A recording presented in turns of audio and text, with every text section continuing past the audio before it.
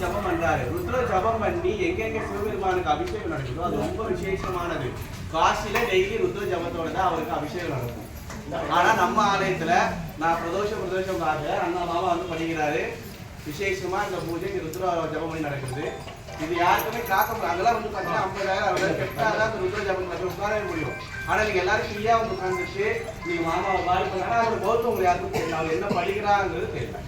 கரெக்டா?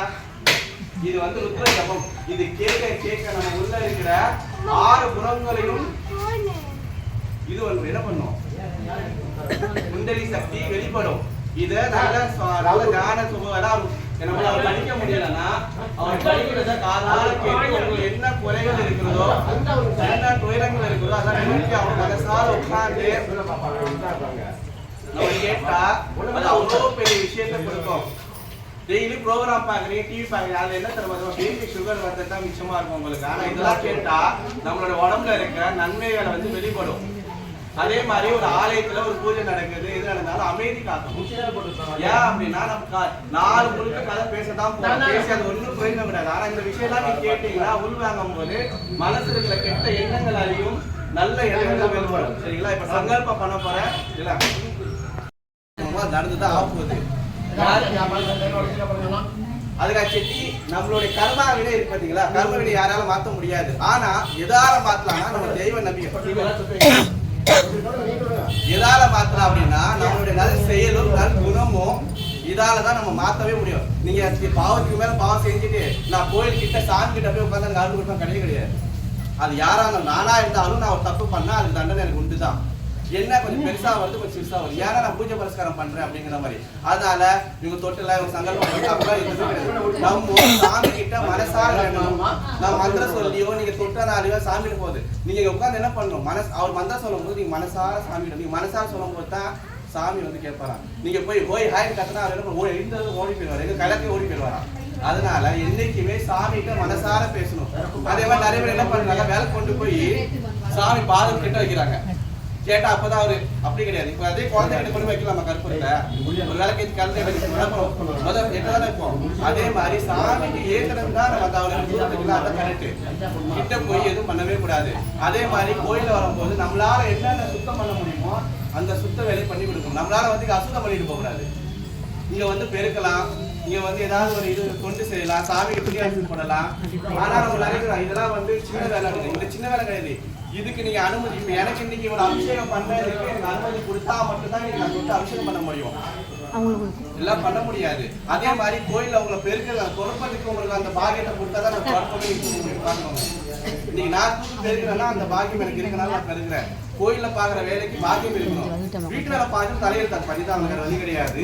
ஆனா கோயில்ல ஒரு வேலை செய்யணும் பாக்கியம். நீங்க இதுல இருந்து ஒரு பூ எடுத்து கொடுத்தாலும் அதை அந்த சாமி உங்க கையால எடுத்துன்னு கேட்கிறாரு.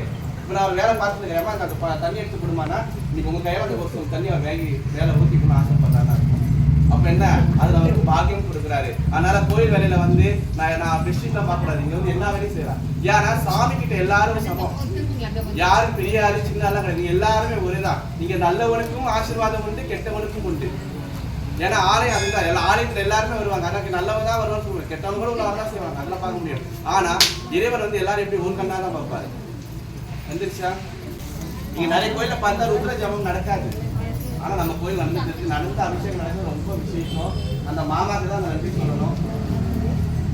இருக்கணும் இந்த சிவபெருமானுடைய சிவனும் பார்வதியோட அருள் எண்ணிக்கை அவங்க நிறைந்திருக்கணும். ஏன்னா இந்த பிரதோஷ நேரத்தில் அவர் ரொம்ப சந்தோஷமா இருப்பார். அவங்க என்னென்ன கேட்டீங்களோ அது மாதிரி அவர் எல்லா நன்மையும் நடத்தி கொடுப்பாரா. நல்லா பிரார்த்தனை பண்ணிக்கோங்க.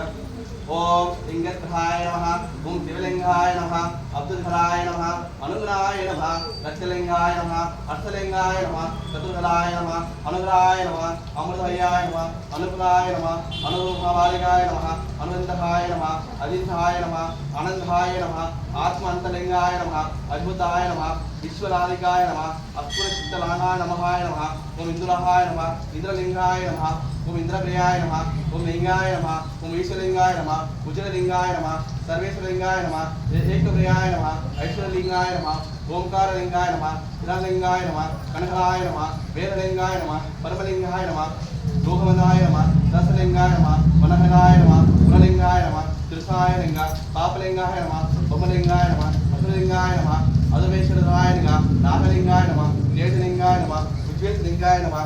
ஓம் நானாவித பரமிர மந்திர புஷ்ப ராஜோபசாராம் சமர்ப்பயாமி. அப்படி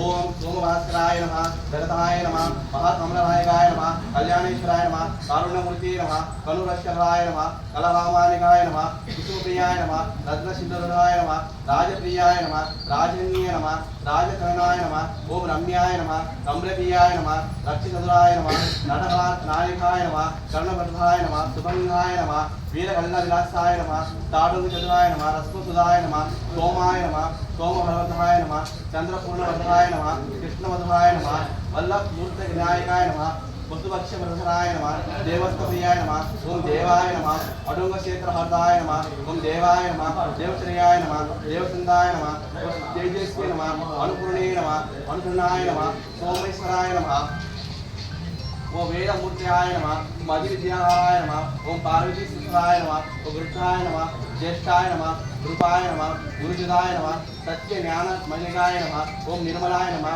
निर्मलाय नमः, शांताय नमः, सरदाय नमः, सरिष्ठाय नमः, अनुगुणताय नमः, भक्ताय नमः, त्रिनेत्राय नमः, कमुष्टाय नमः, कलधारणाय नमः, रुद्रनाय नमः, शीतल ज्ञानाय नमः, निराकाराय नमः, परब्रह्माय नमः, संतनाय नमः, ओम समवेदाय नमः, निर्जनाय नमः, स्थूलपाणिये नमः, सूक्ष्मभराय नमः, शुभभास्कराय नमः, सुखिये नमः, सुगंधाय नमः, प्राप्तिये नमः, अरुणाय नमः, कमलाय नमः, दिष्टाय नमः, दिशाय नमः, ईश्वराय नमः, वेदाध्याक्षाय नमः, ईश्वराय नमः, गुरुपुराक्षाय नमः, विश्वेन्द्राय नमः, विश्वभास्कराय नमः, रजभुजाय नमः, समस्तवधाय नमः, ईश्वराय नमः, ईशान्याय नमः, जगदक्षाय नमः, जगदमाननाशिनिकाय नमः, कालरात्रिये नमः, कामरूपिणे नमः, त्रिपुराणाय नमः, त्रिलोकनाशाय नमः, अमृतवस्ते नमः, महायोगे नमः, महामनुष्यनाशिकाय नमः, ओम ज्ञानदायकाय नमः, मोक्षदाक्षिणाय नमः, ओम दुष्टधाय नमः, ओम वीराष्टाय नमः, अमृतदुष्टाय नमः, अन्तशाय नमः, प्रबंधमंडलहर्षाय नमः, ओम अमृतमुख्याय नमः, ओम माधुरुभाय नमः, गणक्षाय नमः, माधविदाय नमः, चिदंबराय नमः, वसुदधाय नमः, सत्यधाराय नमः, सत्यज्ञानाय नमः, ओम त्यागराजाय नमः, ओम महाराजाय नमः, विष्णुबाबधाय नमः, वीरमध्याय नमः, ओम सोमस्वरूपाय नमः, ओम नानाविध परमेला मंत्रपुष्प राजोपचारां समर्पयामि.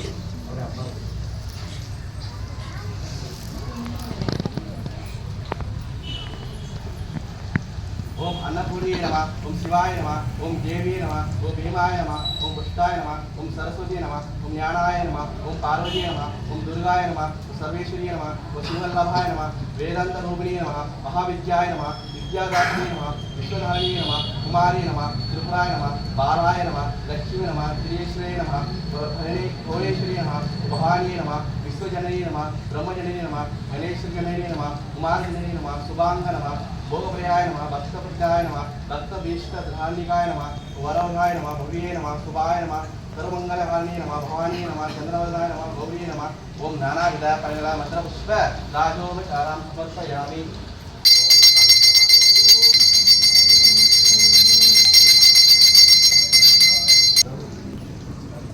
Go.